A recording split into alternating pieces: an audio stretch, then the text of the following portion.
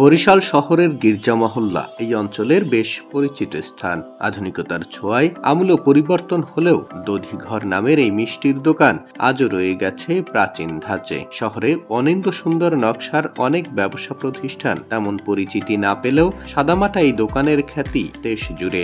স্থানীয় বাসিন্দারা তো বটেই, শহরে ঘুরতে আসা পর্যটকরাও একবার হলেও দধিঘরের মিষ্টান্নের স্বাদ নিয়েছেন। প্রতিদিনই ভোর থেকে গভীর রাত পর্যন্ত ভোজন রসিকদের আনাগোনায় পা ফেলার জায়গা থাকে না ছোট্ট এই দোকানটিতে। তিন পুরুষের ব্যবসায় 93 বছর ধরে বরিশালে জনপ্রিয়তার শীর্ষ অবস্থান ধরে রেখেছে প্রতিষ্ঠানটি। দোকান শুরুর সময়ের ঘড়িটিও এখনো সঠিক সময়ের কাঁটায় ঘোরে। তার ঠিক পাশেই রাখা 100 বছরের পুরনো কাঠের বাক্সের রেডিও। পুরনো ঐতিহ্য বজায় রেখে দধিঘর এখনো কাঁসার বাটিতে খাবার পরিবেশন করে নিজেদের বিশেষত্বের ছাপ রেখে চলেছে। এত বছরের পুরনো দধিঘরটি এখন বরিশালের আভিজাত্যের প্রতীক। দিনে দিনে আরো জনপ্রিয়তা বাড়ছে এই প্রতিষ্ঠানের। সেই বক্তব্যে যখন পড়ছি আমি, সেটা স্বাধীনতার আগে, সেই থেকে এই দোকান আমরা চিনি এবং এই দোকানে গোলমুড়ি খাইতাম। তখন গোলমুড়ি ছিল 8 আনা, 50 পয়সা 25 পয়সা মুড়ি, দই চিরা এইসব মিলাই দিলে খাইতাম। সেই থেকে আজ পর্যন্ত আমার মনে হয় ওদের দাদা বা তাদের ভাই ব্রাদার থেকে শুরু করে আজ পর্যন্ত ওদের এখানে সেই ঐতিহ্য ওরা মোটামুটি ধরে রাখতে পারছে। ওদের ভিতরে পরিষ্কার পরিচ্ছন্নতাটা মেন জিনিস, সেটা কিন্তু আমরা আসলে এখানে আসলে পাই। অনেক সময় দাঁড়াইয়ে খাইতে হয়, তারপরে আমাদের আপত্তি নাই, আমরা খাইয়ে এখানে তৃপ্তি পাই, আমাদের মনের সান্ত্বনাটাকে আমরা এখানে খুঁজে পাই। আমি যখন আমার নারীর টানে যখন আমি আসি, বাড়িতে আসি, তখন আমি একবার হইলেও আমি দধিঘরে আসবো। ঐতিহ্য ধরে রাখছে, আমরা কিন্তু এইটা নিয়ে আমরা চলে আসি।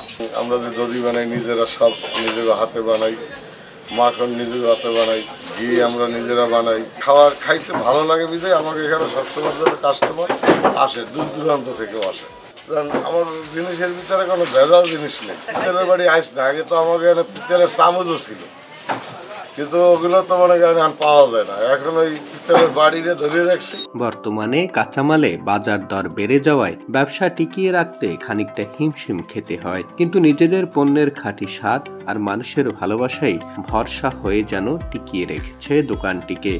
এখন ব্যবসা বাণিজ্য তো কঠিন হয়ে গেছে, এখন সমান সমান থাকাই কঠিন হয়ে গেছে আমাদের জন্য। বাস্তব সত্য যেটা, ব্যবসার বয়স 93 বছর। এটা আমার সর্বপ্রথম আমার দাদা শুরু করছে ব্যবসাটা। এটা আল্লাহর অসীম রহমত আমাদের প্রতি এবং কাস্টমারের অনেক ভালোবাসা আমাদের প্রতি।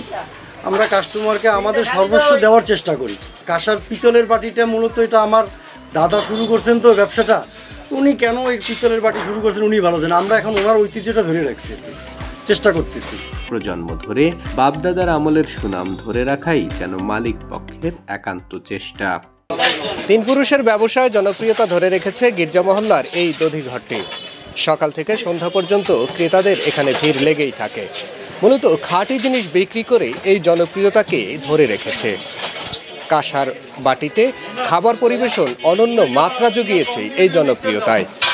ঐতিহ্যকে আভিজাত্যে পরিণত করা এই প্রতিষ্ঠান আরও শতবর্ষী হওয়ার প্রত্যাশায়। সৈয়দ মেহেদী হাসান, ঢাকা পোস্ট, বরিশাল।